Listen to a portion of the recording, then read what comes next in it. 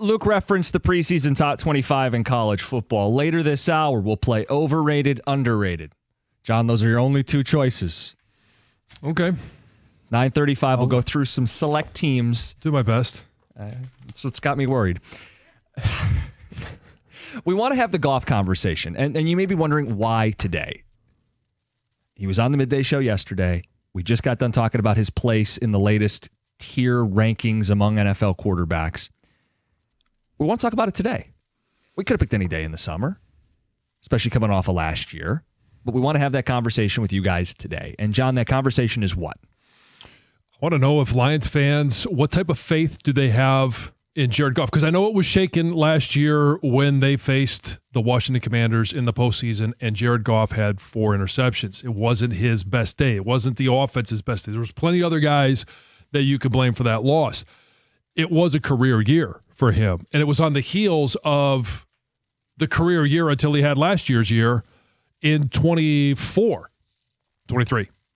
And he took up to the NFC Championship game. And in that season, there were times where he had to physically go out there and win games. I always reference the Tampa game where all the running backs decided that they were going to get hurt on the same time. And he had to turn into an elite quarterback for a day to go win a game for the Lions. He did that. And then he takes them to the NFC Championship game. And they did not lose that NFC Championship game because of the play of Jared Goff. They should have won it because of the play of Jared Goff. They didn't. So he doesn't get a chance to get to the Super Bowl.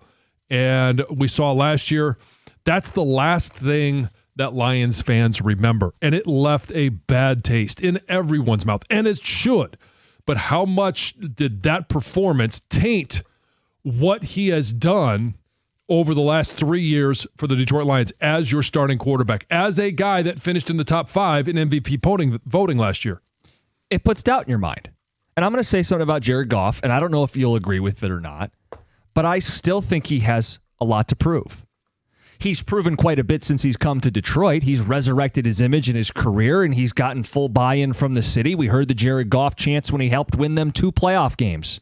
Right? I mean, think about that. The Detroit Lions winning back-to-back playoff games, doing it at an emotional setting in Ford Field. Yet I still feel like he has more to prove. This year, he's going to be without Ben Jansen. Well, he's a big boy. He's been in the league long enough. He should be fine. Mm-hmm. He's got to replace 2 offensive linemen, right up the gut, right up the middle. Does that impact play-action passing? Does it impact pass protection? Does it impact him as a guy who's not overly mobile? Can he go from a good regular season, right? Mm-hmm. Top 5 in MVP voting, 15 wins in the regular season. Can he channel that into winning a Super Bowl? Right? That was what LA dumped him over. They didn't think he could win the Super Bowl. They didn't think, well, this guy can't win a division. They didn't think he could win the Super Bowl. I think he can. Yeah. I think he needs help. I think he belongs in that tier 2 quarterback grouping that we listed.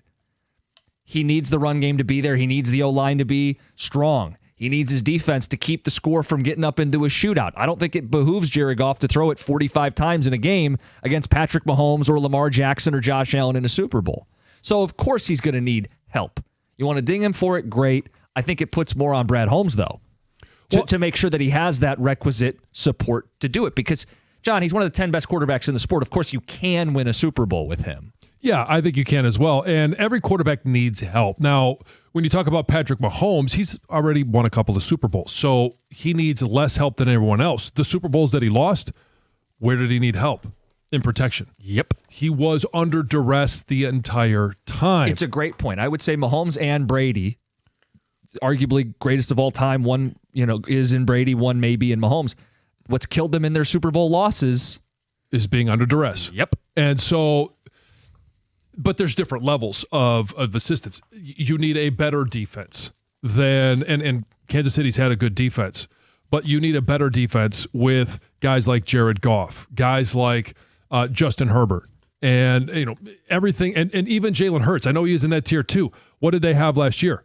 A phenomenal defense, a great run game, and arguably a top 2 offensive line. Yep. Not arguably top offensive line, but they were certainly 1 and 2 top along 2, with Detroit. Yeah. So that's what you need for almost every quarterback to be able to be a Super Bowl winning quarterback. But let me paint you, there's fork in the road for Jared Goff. That's why I think he has a lot to prove still. Scenario 1. It's the same offense. Who needs Ben Jansen? He's accurate. He's composed. The offense remains one of the best in the sport, and this team makes a deep run and maybe even wins the whole thing. Scenario 2, the O-line isn't good enough. The turnovers we saw in the postseason happen again. What are we saying about Jared Goff next year? We're saying we're stuck. We're plateauing. This is critical for him, and that's going to be right when his extension kicks in. Right, and this, you talk about critical for him. This is the year. Last year we had talked about him on the periphery of being an MVP candidate. I know he was one of the final 5, but it was either going to go to Lamar Jackson, it was going to go to Kyle Allen, or it was going to go to Saquon. Like, those were the 3. And I know Joe Burrow had a great year, but you got to at least win some games or get to the postseason, I think, to be able to be an MVP candidate. So this year, if he ever has a chance to win an MVP, it's going to be this year because it's all on him. You've got a new coordinator, and you've got less of an offensive line going into the season than you had last year. He'll have to be bigger in protections, more vocal. Yeah, I mean, he is just going to have to be the reason that this team overcomes those odds offensively. And that hasn't always been the case. No. So if and it's not only that, it's everything that is a negative going into this season for the team, or at least a concern. Jared Goff can overcome all of those by his play and his leadership on the field. And then you throw on top of that trips to KC, trips to Baltimore, trips to Cincinnati, trips to Philly, trips to Washington. Toe-to-toe. Like, this is the year. If he's going to win MVP, it's this year. And if he aces 90% of those tests or those concerns, I think in week 11, in week 12, we are certainly talking about, is Jared Goff going to win an MVP this year? But I think we had some of those whispers last year. And look, maybe you're making the case that he would be more deserving this year. I don't think it really matters if he wins an MVP or not. Like, it's really going to come down to, don't turn the ball over 4 times at home in a playoff game and then go out and do that again and again and again. I mean, they may have to win 4 playoff games, and they might not all be in his backyard, and they might be in the elements, and he may get pressured. But if you aced those tests, you're ready. Then you're certainly ready for anything that the postseason has to offer. If you go to Kansas City, and he's never lost to Patrick Mahomes, you go to Kansas City and get a win, that's a feather in your cap, and it prepares you more for the postseason, possible Super Bowl matchup. Same thing with Baltimore. Same thing with Cincinnati.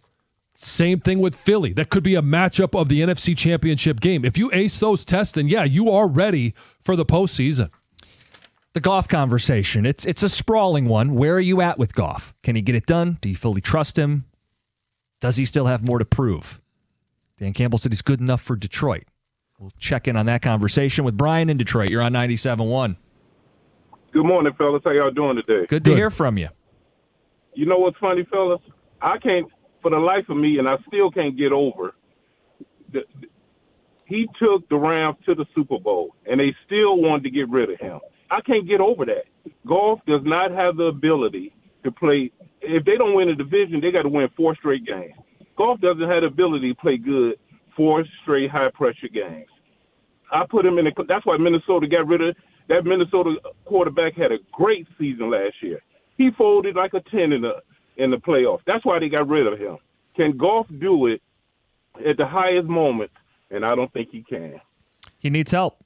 He needs support. And you may say he needs too much help, but Brad Holmes is one hell of a GM, and he's got to put enough support there because... Yeah, but he took the Rams to the Super Bowl, and then they gave him a monster contract at that time. Well, it wasn't until a year later or 2 years later where they're like, we want to move on. But do you connect the dots he's saying then? Okay, we paid him. We couldn't support him. He collapsed. Well, what happened in Detroit? We've paid him. It kicks in 26. We're already talking about guys they won't be able to keep. I mean, in that sense... Well, how do we know we won't be able to keep him? Who can we not keep right now on this football team? Yeah, like long term. Yeah, I'm just asking. JMO, I'm not sure that he's here long term. We've had those conversations. Yeah, but that might just be, do you want to pay him or not? And the cap is real. I mean, Holmes even acknowledges the cap is real. Yeah, but they didn't. I mean, did they not go out and sign a second edge because they got to pay Hutch? Right. There are ways that you can massage the cap, and I know Gator likes to say this, like the cap is a myth, and in some instances it is. So how about it's Alex not like, Anzalone? I don't think in 26 I don't think Alex Anzalone, it rises to the level of any of the players that we're talking about. No, but if you start losing, like that's a leader, that's a starter. And then you defense. have somebody like Jack Campbell that can fill those shoes. Right now, I have both. I only have one after this year. Like, again, it's on Brad Holmes to keep putting more coal in the furnace. Sure, yeah, keep drafting well. The point, though, is you won't keep everybody. Not everyone. 248-539-9797. But you can keep a lot of the key components. Yes. We got calls to get to. I know. I see the clock. We'll talk to you guys right coming up next, 97.1.